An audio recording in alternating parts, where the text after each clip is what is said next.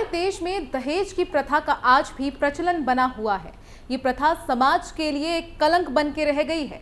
सरकार द्वारा तमाम नियम कानून बनाए जाने के बावजूद दहेज लोभ खत्म होने का नाम नहीं ले रहा है। यही कारण है कि देश में आए दिन दहेज हत्या के मामले सामने आ रहे हैं। भले ही सरकार द्वारा दहेज कानून पास कर दिया और दहेज लेना या देना अपराध बन गया हो, लेकिन आज भी गुपचुप तरीके से या खुलकर भी दहेज लिया और दिया जाता है। नमस्कार, आप देख रहे हैं कैपिटल टीवी की स्पेशल स्टोरी और मैं हूं आपके साथ राजप्रीत कौर।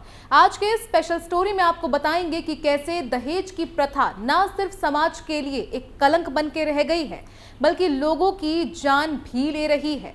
आज इसी मामले पे बात करेंगे, साथ ही बताएंगे ऐसे ही कुछ और मामलों के बारे में। तो बिना देरी किए चलिए शुरुआत करते हैं। दरअसल बरेली में दहेज के लिए विवाहिता को भूखा रखने और बाद में बासी रोटियां खिलाने का मामला सामने आया है। बिहारीपुर निवासी शगुफ्ता जाहिद ने बताया कि उसका निकाह सैयद आसिफ अली से हुआ था। निकाह के बाद पति और ससुराल वाले उसे प्रताड़ित करने लगे। अजमेर घूमने के लिए 5 लाख रुपए दहेज मांगा। शगुफ्ता ने 1 लाख रुपए लाकर दिए। फिर पति सऊदी अरब जाने के लिए 5 लाख रुपए की मांग करने लगा। रुपए नहीं देने पर पति आसिफ, ननद कशाना और सास नसीम बेगम उसकी पिटाई करते थे। ननद गुड़िया से शिकायत की तो उसने भी दहेज लाने को कहा। सास कई दिन तक भूखा रखती थी और बासी रोटियां खाने को देती थी। शगुफ्ता को रिश्तेदारों से जानकारी हुई कि आसिफ ने पहली पत्नी को भी दहेज की खातिर तलाक दिया था। शगुफ्ता ने सास से जेवर मांगे तो उसने मना कर दिया। पिछले साल ससुराल वालों ने उसे पीट कर निकाल दिया था। बाद में समझौता हो गया था। एसएसपी ने शिकायत के बाद प्रेमनगर थाने में आसिफ, कशाना, गुड़िया, सैफ, रहीमुद्दीन और नसीम बेगम के खिलाफ रिपोर्ट दर्ज की है। वहीं ये दहेज का कोई पहला मामला नहीं है, बल्कि दहेज के मामले आए दिन सामने आते रहते हैं। चलिए आपको ऐसे ही एक और मामले के बारे में विस्तार से बताते हैं। दरअसल उत्तर प्रदेश के बलरामपुर जिले में दहेज हत्या के मामले में कोर्ट ने सजा का ऐलान किया है।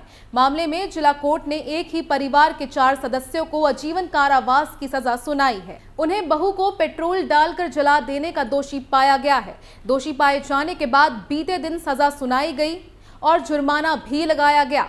बता दें कि बलरामपुर के जिला जज अनिल कुमार झा ने गुरुवार यानी कि 29 फरवरी को पीड़िता के ससुर चक प्रसाद मिश्रा, सास राधा मिश्रा, देवर दुर्गेश मिश्रा और ननद नीतू मिश्रा को दोषी ठहराया।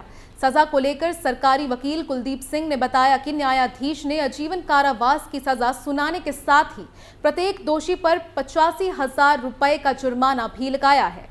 वकील ने आगे बताया कि 28 सितंबर 2016 को बलरामपुर शहर निवासी अमरेश कुमार तिवारी ने शिकायत दर्ज कराई थी कि उनकी बेटी सुनीता को उसके ससुराल वालों ने दहेज के लिए जिंदा जला दिया।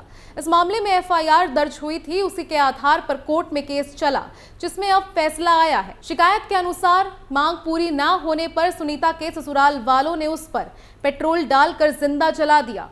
मामले की जांच के बाद पुलिस ने ससुराल वालों के खिलाफ आरोप पत्र दाखिल किया था, जिस पर जिले की स्थानीय अदालत ने दहेज हत्या के इस केस में एक ही परिवार के 4 सदस्यों को आजीवन कारावास की सजा सुनाई थी और जुर्म भी लगाया था। वहीं यूपी में दहेज के लिए ससुरालियों ने कुछ ऐसा किया जिसे सुन के आप भी हैरान रह जाएंगे। दरअसल यूपी में दहेज के लिए 8 महीने की गर्भवती की ससुरालियों ने भट्टी में जलाकर बर्बरता पूर्वक हत्या कर दी। उसका चेहरा, गला व सीना जल गया। शिकायत पत्र पर पुलिस ने पति अशोक कुमार, सास शांति देवी और ननद गीता देवी के विरुद्ध दहेज हत्या, उत्पीड़न व अन्य धाराओं में प्राथमिकी लिखी है। जीएसटी विभाग में आरोपित पति अशोक कुमार से पुलिस पूछताछ में जुटी। दरअसल बरादरी पुलिस के अनुसार इज्जत नगर के रजत विहार निवासी दिनेश कुमार ने बेटी आकांक्षा का साल 2019 में बरादरी के दुर्गा नगर निवासी अशोक कुमार से विवाह किया था। अशोक जीएसटी विभाग में बाबू है, जबकि उसके पिता जगदीश शरण रोडवेज में वर्कशॉप में कार्यरत हैं। वहीं दिनेश का आरोप है कि बेटी के विवाह में उन्होंने 10 लाख रुपए खर्च किए, बावजूद ससुराल वाले दहेज के लिए बेटी का उत्पीड़न करते, आए दिन रुपए की मांग करते। रविवार सुबह 8 बजे अशोक ने फोन कर जानकारी दी कि आकांक्षा ने आग लगा ली है। जब सभी बेटी के ससुराल पहुंचे तो आरोपितों ने बताया कि उसे ईशान अस्पताल में भर्ती कर दिया गया है। वहां पहुंचे तो बेटी का चेहरा, गला व सीना पूरी तरीके से जला हुआ था। दोनों हाथ भी जले थे। उपचार के दौरान आकांक्षा ने तोड़ा दम। उपचार के दौरान आकांक्षा की मौत हो गई। दिनेश ने आरोप लगाया कि ससुराल वालों ने हाथ पैर पकड़कर भट्टी में बेटी को झोंक दिया, क्योंकि आकांक्षा के चेहरे, गले, सीने और हाथ के अलावा कहीं जले के निशान नहीं हैं, बाल नहीं जले हैं, जिसके आधार पर यह आरोप लगाया कि बेटी को पकड़कर भट्टी में झोंक दिया गया है। सीओ तृतीय अनीता चौहान व इंस्पेक्टर बरादरी अमित पांडे ने फोर्स संग घटनास्थल का निरीक्षण किया। घटनास्थल से माचिस की डिबिया, राख व एक कोल्ड ड्रिंक की बोतल मिली है, जिसमें ही ज्वलनशील पदार्थ लाए जाने की बात कही जा रही है। इधर शिकायती पत्र पर पुलिस ने पति, सास व ननद के विरुद्ध प्राथमिकी लिखकर अशोक से पूछताछ कर रही है।